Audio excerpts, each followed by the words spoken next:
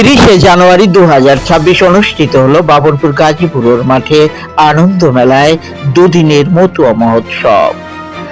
জনপ্রিয় কীর্তিবাস ঠাকুরের সহধর্মিণী কৃপাময়ী ঠাকুর মাঙ্গলিক কার্য সম্পূর্ণ করেন। শ্রী শ্রী হরিলীলামৃত গ্রন্থ থেকে পাঠ করেন সমীরণ গোসাই।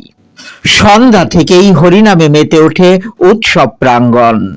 অঞ্চল ও অঞ্চলের বাইরে থেকে অসংখ্য দলপতি এদিন তাদের দল নিয়ে মতুয়া মহোৎসবে অংশ নেন। হাজার হাজার ভক্ত এদিন এই মহোৎসবে অংশগ্রহণ করেন। সকলের জন্য প্রসাদের আয়োজন করে বীর বালক সংঘ স্পোর্টিং ক্লাব। ভক্তগণ এই উদ্যোগকে উচ্চ প্রশংসা করেন।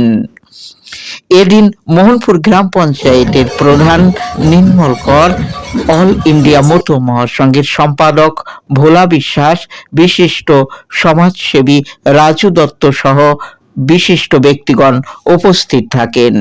31শে জানুয়ারির সূচিতে থাকছে সারাদিন হরিনাম সংকীর্তন ও প্রসাদ বিতরণ।